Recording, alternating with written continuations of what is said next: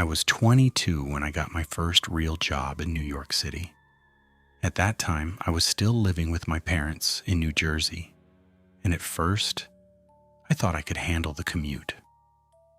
But after just 1 week of waking up before sunrise, rushing to the train, standing shoulder to shoulder with strangers, and coming home almost too tired to eat, I realized that there was no way I could keep doing it every day.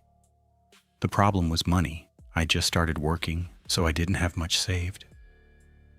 New York rent was insane, and every apartment I found was either too expensive, too far away, or looked like it belonged in a crime scene photo. Then one night, while scrolling through Craigslist, I found an ad for a small bedroom in a 2-bedroom apartment in Hell's Kitchen. The rent was almost suspiciously cheap. The pictures looked normal enough. Small bedroom, old wooden floor, tiny kitchen, narrow hallway. Nothing fancy, but for the price, it felt like a miracle. The next day I went to see it. The man who showed me the apartment introduced himself as Mr. Harris. He looked to be in his late 40s, maybe early 50s. He had thin gray hair, tired eyes, and the kind of forced smile that never really reached his face. He was polite, but something about him felt uncomfortable. Not dangerous exactly, just off. He gave me a quick tour. The apartment was old but clean. My room was small, but it had a window facing the street. The living room had an old couch, a coffee table, and a bookshelf with no books on it. At the end of the hallway, there was another bedroom door. "That's your roommate's room," Mr. Harris said. "What's his name?" I asked. "Bren," he said. "Quiet guy, keeps to himself. You probably won't even notice him." He walked over and knocked on the door. "Bren? New tenant's here. You want to say hello?" There was no answer. Mr. Harris waited for a few seconds, then gave me an awkward smile. "He's probably sleeping." I didn't think much of it at the time. Some people were shy, some people didn't like meeting strangers. And honestly, if the rent was real, I didn't care if my roommate was quiet. I signed the papers the next day, and by the following week, I moved in. My dad helped me carry my things upstairs. Bed frame, boxes, clothes, a desk, a few kitchen items. The whole time we were moving things in, I could hear movement from behind Bren's door. Soft footsteps, a drawer opening, something being dragged lightly across the floor. But he never came out. My dad noticed too. "You met this roommate yet?" he asked quietly. "Not really," I said. "Landlord said he's quiet." My dad looked at the closed door, then back at me. "Just be careful." After he left, the apartment suddenly felt too quiet. I sat on my bed surrounded by half-open boxes, trying to convince myself I had made a smart adult decision. Cheap rent, close to work, my own place. This was supposed to be exciting. That night, around 11, I heard Bren's door open. I paused the video I was watching and listened. The hallway floor creaked slowly. One step, then another. I thought this was finally my chance to meet him, so I got up and started toward my door. But before I could reach the handle, the front door opened and slammed shut. I stepped into the hallway. No one was there.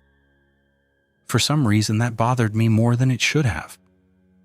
He knew I had moved in. He had heard me all day. Why not just say hello? I went back to my room, ate some noodles, and tried to sleep. At around 3 in the morning, I woke up to the sound of the front door closing again. Then footsteps. Slow footsteps moved through the living room into the hallway and stopped right outside my bedroom door. I stared at the crack under the door. 2 shadows blocked the hallway light. Someone was standing there. I didn't move. I barely breathed. My door didn't have a lock yet, and suddenly that felt like the worst mistake of my life. The person outside my room stayed there for what felt like a full minute. Then very softly I heard breathing, not loud, not dramatic, just slow breathing from the other side of the door. I wanted to say hello, but something inside me told me not to. Finally, the footsteps moved away. Bren's door opened, then closed. I stayed awake for almost an hour after that. The next day, I bought a cheap door wedge from a hardware store and pushed it under my bedroom door before going to sleep. For the next 2 nights, the same strange things happened. Bren never spoke to me. I never saw him, but I heard him. His door opening, his door closing. Footsteps in the hallway. Sometimes soft thumps from his room in the middle of the night. One night I heard what sounded like whispering. At first I thought he was on the phone. But then I realized the voice was too low and too close to my door. I muted my laptop and listened. The whispering stopped. Then there was one soft knock on my door. Just one. I didn't answer. The next morning I texted Mr. Harris. "Hey, I still haven't met Bren. Is everything okay with him?" A few minutes later he replied, "He's not social. Don't bother him." That message made me uncomfortable, not because of what he said, but because of how quickly he replied, like he had been waiting. On my 4th night there, I came home late from work. The apartment was dark except for the thin line of light under Bren's door. I quietly made dinner and sat in the living room. For the first time, I noticed something weird. There were no signs of another person living there.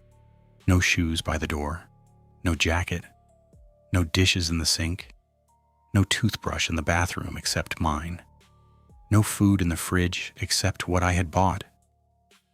I opened the kitchen cabinet. Empty. I checked the bathroom shelf. Only my things.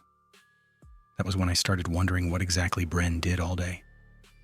The next evening, I came home from a quick trip to the store and saw Bren's bedroom door slightly open. The light was on. My heart started beating faster. This was the first time I had seen his door open. I stood there for a second, listening. Nothing. I walked closer. "Bren," I said. No answer. I knocked lightly. Still nothing. I pushed the door open. The room was empty. Completely empty. No bed, no clothes, no dresser, no boxes, no computer, nothing. Except one wooden chair sitting in the corner, facing the door. I stood there frozen. The air inside the room smelled stale, like no one had lived there in months. The floor was dusty except for a few marks near the door, like someone had been walking in and out but never actually staying inside. That was when I noticed something on the chair, a phone charger. Not plugged into anything, just placed neatly across the seat. I backed out of the room, shut the door, and went straight to my bedroom. My hands were shaking as I called Mr. Harris. The phone rang once, then I heard ringing from inside my room. Not from my phone, from my closet. My whole body went cold. The ringing stopped after the second ring. Then my call went to voicemail. I stared at my closet door. I didn't move. I didn't scream. I just stared, because my brain was trying to reject what I already knew. Mr. Harris's phone had just rung from inside my closet. That meant he was either in there, or his phone was. I slowly backed toward my bedroom door, pulled the wedge out, and ran into the bathroom. I locked the door and called 911. While I was whispering to the operator, I heard my bedroom door open, then footsteps. Not from Bren's room, from my room. The person walked down the hallway and stopped outside the bathroom. I covered my mouth with my hand. The doorknob turned once, then again. The operator kept asking me questions, but I couldn't answer. A voice outside the bathroom whispered, "You shouldn't have gone in his room." It was Mr. Harris. The police arrived 8 minutes later. When they entered the apartment, the bathroom door was still locked, and I was sitting on the floor with my back against the tub. They searched the apartment while one officer stayed with me. At first, they didn't find anyone. Then one of the officers called out from my bedroom. They found Mr. Harris hiding under my bed. He had a small bag with him.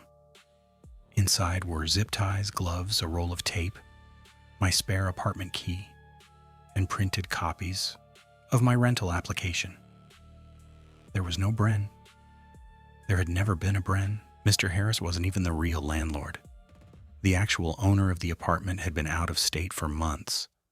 Mr. Harris had somehow gotten access to the unit, posted the fake rental ad, and used the empty second bedroom to create the idea of a roommate.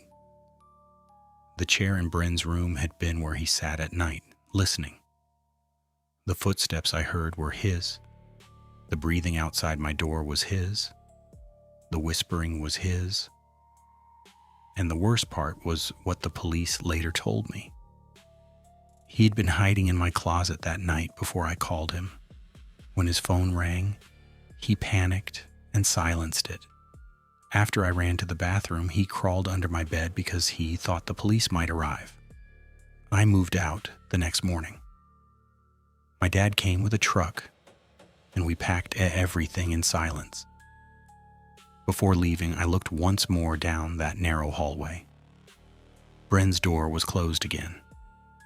Even though I knew no one was inside, I still couldn't stop imagining someone standing behind it, listening. I found another apartment 2 weeks later. It cost more, and I had to live with 3 roommates instead of 1, but I didn't care. At least they were real. To this day, whenever I move into a new place, I check every closet, under every bed, and behind every door before I spend the first night there. Because the scariest part wasn't that I had a creepy roommate, it was that I didn't have one at all. Which story scared you the most? Comment below and subscribe for more true horror stories.